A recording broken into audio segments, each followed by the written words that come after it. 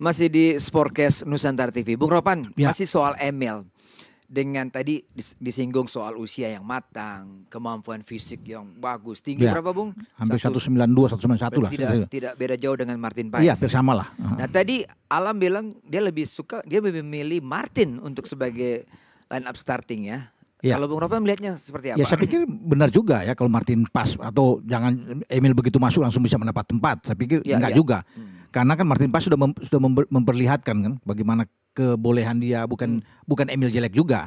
Tapi kan Martin Pas setidaknya sudah punya caps di tim nasional. Lebih sering main di klub, menjadi andalan utama di Dallas.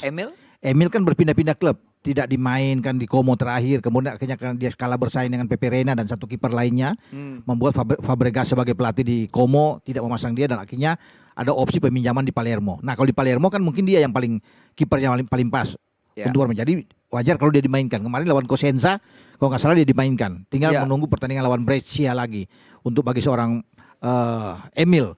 Dan saya pikir ya ini merupakan suatu tantangan buat Emil untuk membuktikan bahwa harus berebut posisi, dan itu kan juga dikatakan oleh Martin Pas. Saya siap untuk bisa bersaing dengan Emil untuk mendapat tempat di tim nasional.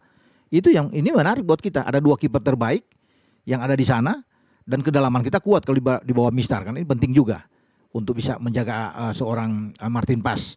Kalau baru masalah dengan cedera, ada Emil yang bagus. Jadi saya kira apa yang dikatakan Alam bahwa dia lebih suka dengan Martin Pas ya. Oke lah, itu udah kelihatan kok bermain.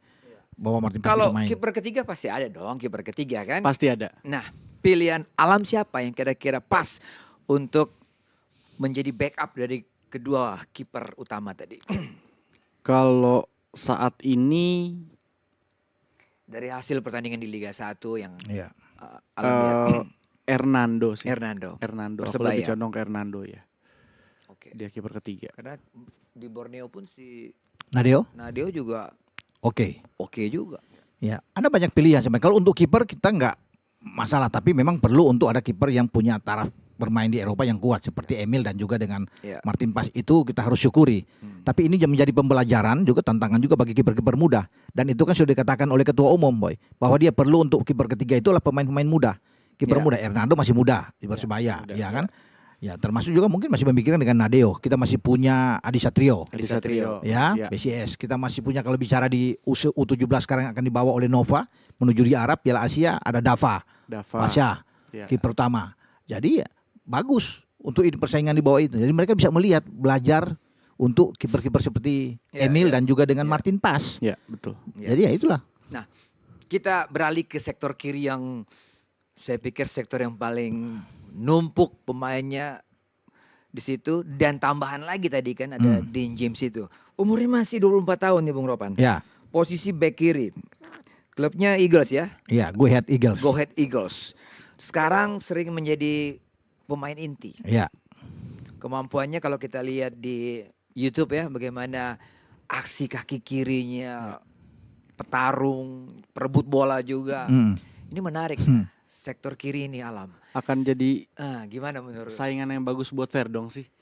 Kayaknya memang di kiri tempat mereka berdua sih. Jadi ya mungkin Coach Pique milihnya merem juga aman sih kayaknya. Maksudnya siapa aja yang main gitu. Karena mungkin kemampuan tidak terlalu beda jauh. Dan tipenya tuh punya daya kejut sprint pendek yang bagus gitu. Yang kalau saya lihat sih.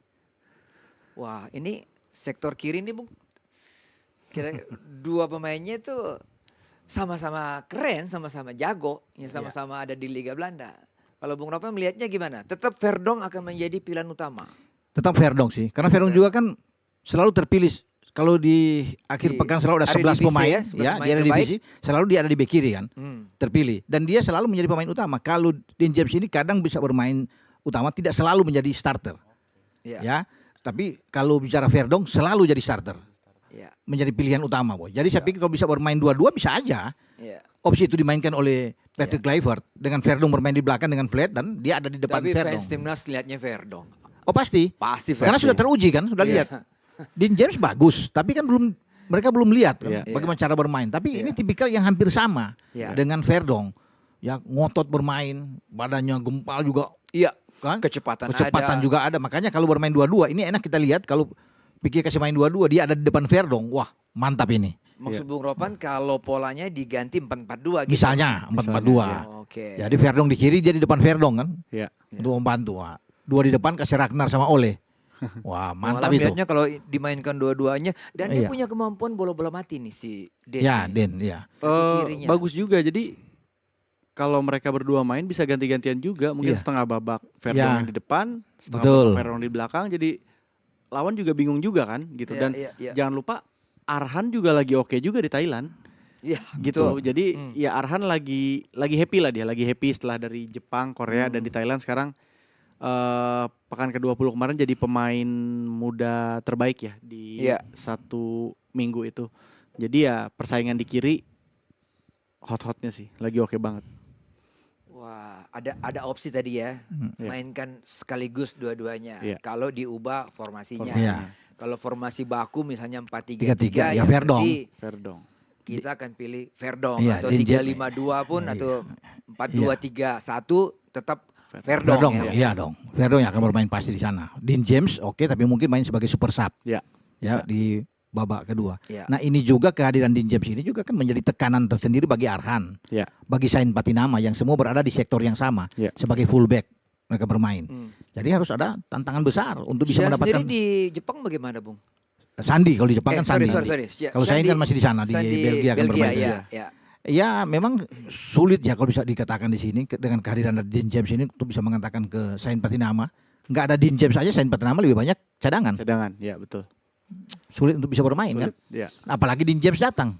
Makin Iya. lebih parkir di bench Iya. bagi seorang Sain Patinama. Makanya Betul. saya bilang tadi tantangan buat dia untuk membuktikan bahwa dia bisa bersaing. Ya. Tapi ini kan dua back yang bagus bermain di Eredivisie. Ya. Ingat bahwa